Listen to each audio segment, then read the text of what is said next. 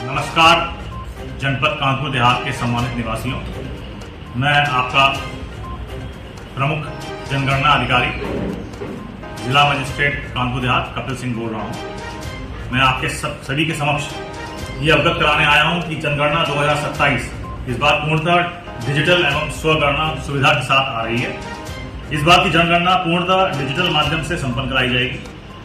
यह जनगणना 2 चरणों में आयोजित की जाएगी।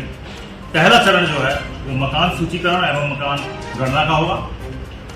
इस कार्य के बाद द्वितीय चरण के अंदर जनसंख्या गणना के रूप में संपन्न किया जाएगा। उत्तर प्रदेश में प्रथम चरण की अवधि 22 मई से 20 जून तक निर्धारित की गई है, जिसमें प्रगणक घर घर जाकर आवश्यक विवरण एकत्रित करें। लेकिन एक बहुत महत्वपूर्ण चीज आपको मैं बताने जा रहा हूं, ये है कि इस बार सेल्फ एन्यूमरेशन यानी कि स्व गणना की सुविधा उपलब्ध कराई गई है।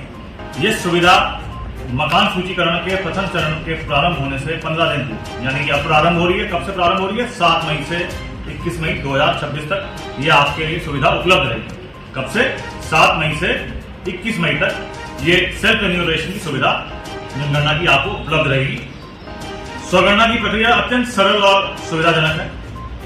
इसके अंतर्गत कोई भी व्यक्ति अपने परिवार का विवरण स्वयं ऑनलाइन पोर्टल के माध्यम से भर सकता है, जिससे उत्तरदाता एवं प्रगणक दोनों का समय बचेगा। स्वगणना यानी कि सेल्फ एन्यूमरेशन के लिए इस तरह की प्रक्रिया अपनाई जाएगी कि सबसे पहले se.census.gov.in इस पोर्टल पर जाके स्वगणना का पोर्टल पर जाना होगा। वहां पे अपने राज्य का चयन कर परिवार के मुखिया का नाम एवं मोबाइल नंबर दर्ज करना होगा। इसके पश्चात भाषा का चयन एवं ओटीपी के सत्यापन करना होगा। इसके बाद स्थान संबंधी विवरण भरते हुए मानचित्र पर अपने निवास स्थान को चिन्हित करना होगा।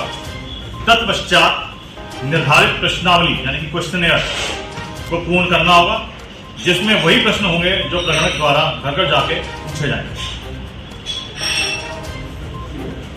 अंत में जब व्यक्ति अपना डेटा सबमिट करेगा तो उसे स्वगणना पहचान संख्या यानी कि सेल्फ एन्यूमरेशन आईडी प्राप्त होगी।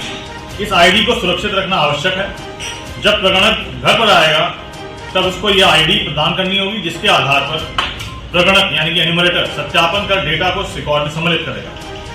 यदि किसी कारणवश कोई अपनी आईडी उपलब्ध नहीं करा पाता है तो प्रगणक सामान्य प्रक्रिया के तहत पुनः प्रश्न पूछकर HLO ऐप के माध्यम से डेटा संकलित कर सकते हैं। इस नवीन प्रक्रिया का उद्देश्य विशेष रूप से कार्यरत एवं व्यस्त परिवारों को सुविधा प्रदान करना है, यानी कि जो लोग नौकरी पेशा हैं या व्यवसाय पेशा हैं या कृषि के लिए अपने घर से निकलते हैं, 10-12 घंटे अपने दिन में बाहर रहते हैं, तो आंकड़ों के शुद्धता में सुधार लाना और जनगणना कार्य को अधिक प्रभावी बनाना है। तो आप सीधे पोर्टल पर जाइए। वो अपने मोबाइल के माध्यम से भी जा सकते हैं, अगर आपके पास लैपटॉप है या कंप्यूटर है उसके माध्यम से भी जा सकते हैं। कॉमन सर्विस सेंटर अगर आपके घर के आसपास पड़ता है तो आप उसके माध्यम से भी जा सकते हैं, और आप उसमें स्वयं अपना डेटा जो है, जो प्रश्नोत्तरी है, वो इस माध्यम से कर सकते हैं। और जैसा मैंने पूर्व में आपको बताया कि ये सुविधा 7 मई से लेकर 21 मई तक हर नागरिक को ये उपलब्ध है। हर व्यक्ति अपने आंकड़े खुद भर सकता है। अब इसीलिए मैं आप सभी से जिला मजिस्ट्रेट कानपुर देहात के रूप में और अनुरोध करूंगा कि 7 मई से 21 मई के मध्य स्वगणना की सुविधा का अधिकतम उपयोग करें, इसका लाभ उठाएं, अपनी स्वगणना यानी सेल्फ एन्यूमरेशन आईडी भी सुरक्षित रखें एवं जनगणना कार्य से में सक्रिय सहभागिता निभाएं, जिससे सटीक एवं विश्वसनीय आंकड़े प्राप्त हो सकें। आप जानते ही हैं कि जनगणना के जो आंकड़े होते हैं वो बड़े महत्वपूर्ण होते हैं। तो शासन, सरकार के विभिन्न नीतिगत जो मसले तैयार होते हैं उनके अंदर की महत्वपूर्ण भूमिका होती है, और ये हम सब का नागरिक के रूप में अधिकार भी है और हमारा कर्तव्य भी है कि हम जनगणना के इस पुनीत कार्य में भाग लें।